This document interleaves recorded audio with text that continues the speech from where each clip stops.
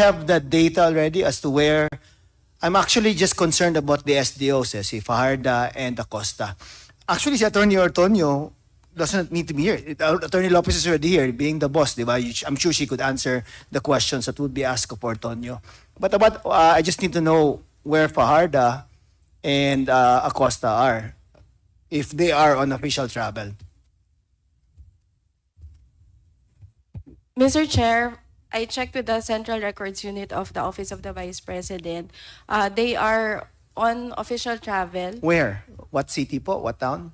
But the travel order only indicated various areas. Mr. Various. Chair. Nandali lang. Sorry, natawa ako dun. Various areas of what po? The Philippines, this planet, or the universe? Parang labo naman ng... You don't know where these persons are? I have no personal knowledge, Your Honor. At Attorney Lopez, you're the Chief of Staff. Wala ba tayong idea man lang, Luzon, Visayas, or Mindanao ba ang activity? Or kasi most of the questions that have been asked, to be fair, could have been answered by these two persons. They're really the ones that are needed here to answer the questions of the members of this committee. So, ang tanong ko lang po, if they are really on official travel, saan po? Respectfully, Mr. Chair, Your Honor, if I may read the travel order in toto. All right. Just a moment. Travel Order 2024-1037. In the interest of public service, Edward D. Fajarda is hereby authorized to travel on official business to continue the monitoring and facilitation of the preparations and rollout of the OVP anniversary activities in various areas on November 18 to 22, 2024.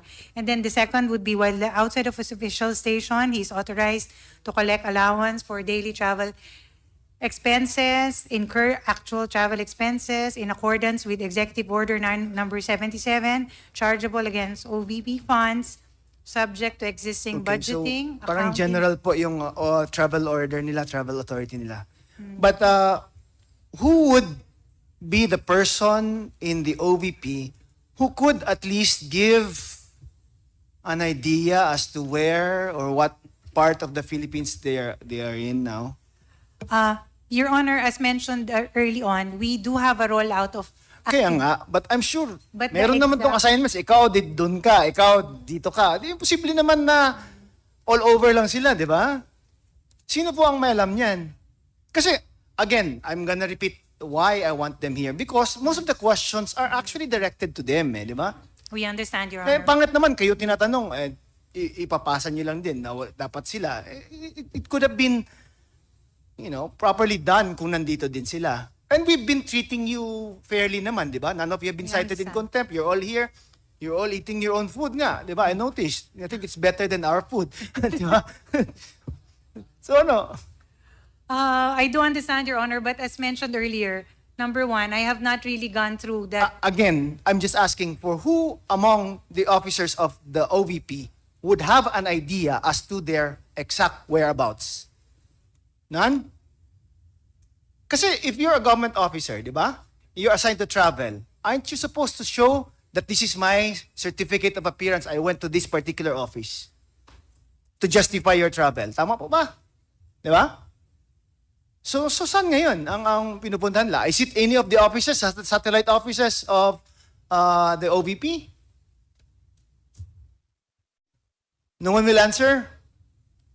On my end, Your Honor, I really have no personal knowledge. Kasi ang nabasa ko rin po is various areas. Who gave the travel authority? May I see again? Just a moment, please. Sige. The travel authority was signed by the Assistant Chief of Staff, Your Honor, Mr. Ortonio. Pinapa-excuse ko na sana. Diba? So, he's your assistant, right? Can you not call him up and say, where are these persons ba? I'm just interested with Acosta and Fajarda. I will try to reach out to him, Your Honor. Oh, so you cannot contact your assistant, chief of staff? Oh, because when I arrived, as mentioned earlier, Oh. yes, I arrived only and reported to the office yesterday. I have not seen him, Kaya nga, actually. but I'm sure there are means of communication. He being your assistant, In this day and age, I'm sure someone could get in touch with anyone. Would you not agree, Attorney Lopez? I will try to reach Okay, I'll out. give you a few minutes, ha? Thank you. No worries, Your Honor. Yeah, just a quick manifestation, Mr. Chair. Ms. Zulay, Attorney Lopez, how long have you been in government?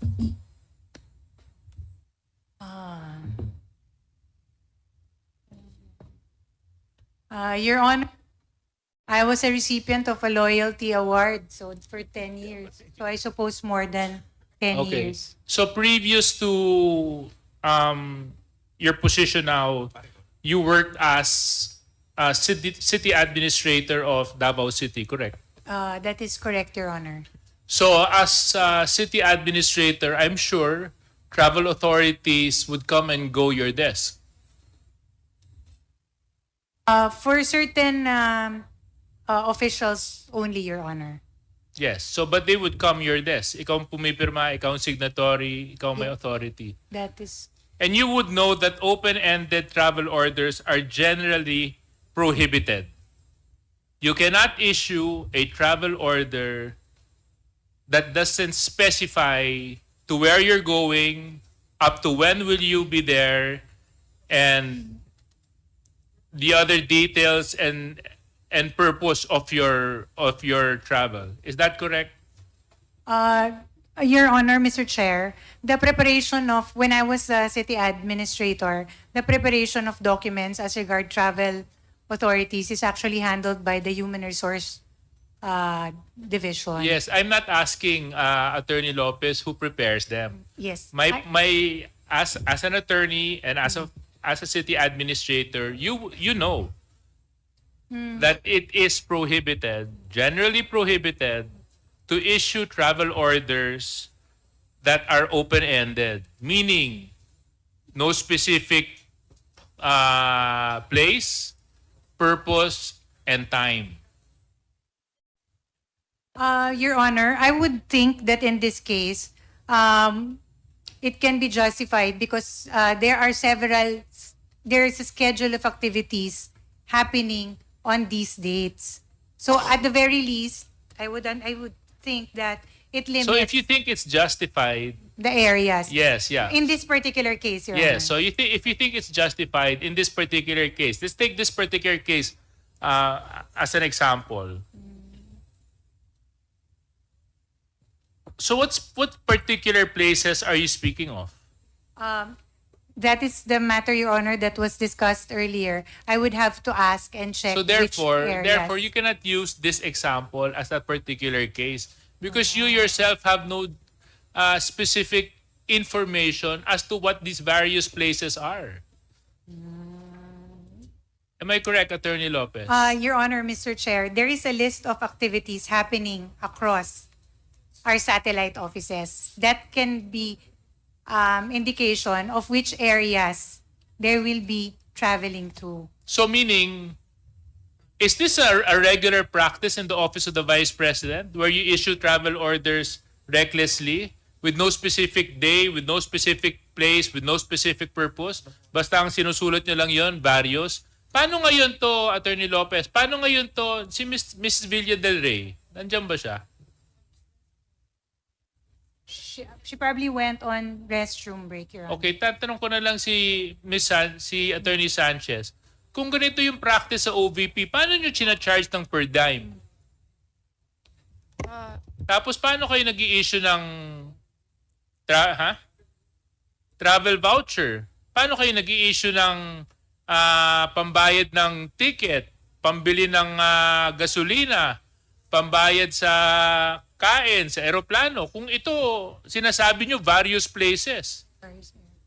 Various places can mean here, there, everywhere.